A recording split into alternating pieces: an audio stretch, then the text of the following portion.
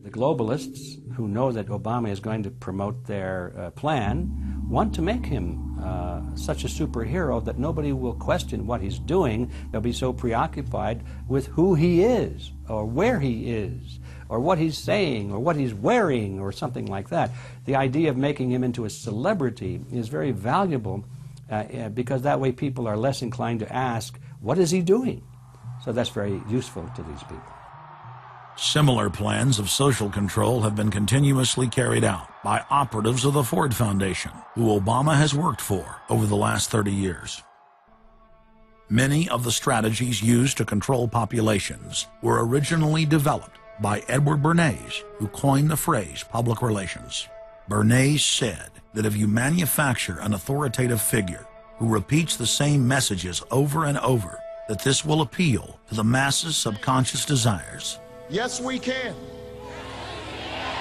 The unwashed masses will helplessly follow the leader and go along with any message they spout.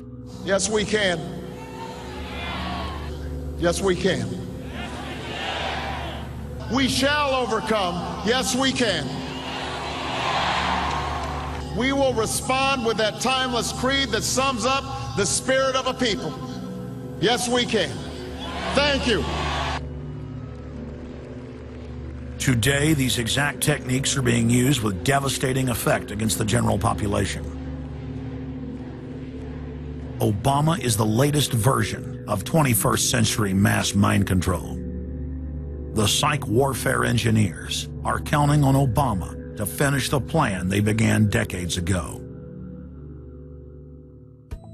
Beyond their plans to devastate the economy for global consolidation, a new international framework of draconian law is being constructed to establish a system of neo-feudalistic serfdom. Remember, it was Bill Clinton who gave us NAFTA. And it was Al Gore, the hero of the environmental movement, who was the hatchet man for the Clinton administration to cram NAFTA down the throats of a reluctant Congress. Now, this is a good deal for our country, Larry, and let me explain why. Al Gore, who carried the ball for NAFTA and GATT, is now one of the top standard bearers for the elite's agenda. I didn't interrupt you. Okay, now, guys. Then maybe it just... Is this... NAFTA. Why? Huge numbers of manufacturing jobs left Canada, came into the United States because of a 15% wage differential. We pay our workers less in Canada. Now, when you've got a 7-to-1 wage differential between the United States and Mexico, you will hear the giant sucking sound. No, there's a political lesson, there's a business lesson. Sorry. He serves as the front man for the carbon tax cap and trade scheme, which will not only increase taxes on every American, but will also transfer our national sovereignty and rights to a tyrannical world government, all in the name of saving the earth.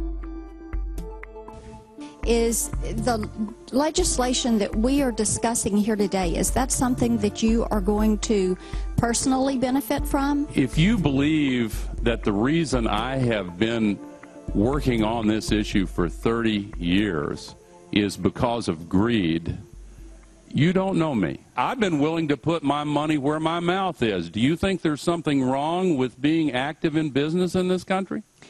I am simply asking for clarification. I'm proud of it. The relationship. I'm proud of it. My name's Dr. Tim Ball. I'm a climatologist. I have a PhD in climatology from the Queen Mary College, the University of London, England. And I've been studying climate both with my 9 years in the Canadian Air Force, where it was essential to flying, and then after that at the university. So it's essentially been the whole theme of my career. Initially called climate skeptics. I said, but all scientists are skeptics. If you're not a skeptic, you're not a scientist. And then when that didn't work, then they came out with the charge that we were climate change deniers. And I remember when I was first called a denier, and it was in the Times of London in England, and of course the word denier was clearly deliberately chosen because of the Holocaust connotations of that term. So it was not only a charge that you were ignoring the truth, but you were doing it in a very evil way. And of course, I laugh about that now because my whole career has been anything but a climate change denier. I've spent my career trying to educate people to how much climate changes naturally. So I'm anything but a denier, but of course that is part of the politics. Under the Nazis, there was something called race science. They had a lunatic theory of eugenics, the Aryan heritage, and all the rest of this. Absolute crackpot pseudoscience. There was no empirical measure or empirical test for the validity of those theories. They simply asserted them, and if you were a professor who stood up to them, then the Gestapo would come and take you away. We are perilously close to such a situation right now. Any academic, any other figure standing up to say the global warming theory of Al Gore is a piece of crackpot nonsense is in danger. You'd be fired from a government job, and in many universities, your job would be in danger. And of course, it's also part of what's called ad hominem, that if you can't defeat the person's argument rationally, you start attacking the person.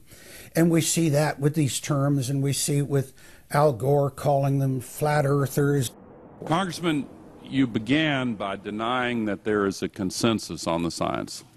There is a consensus on the science. Well, you mustn't have been listening to our testimony that we've had for the last few days with dozens of experts that have come in who have given completely different views. Well, I would encourage you to go back and look at the testimony this committee's heard. There are people who still believe that the moon landing was staged on a movie lot in Arizona. And neither of us is one of those. And I know you like giving those cute anecdotes. This is not a cutesy issue. We're talking about something that can export millions of jobs out of our economy, out of our country. Richard Lindzen, an MIT professor of atmospheric physics, said it many years ago when he said the consensus was reached before the research had even begun.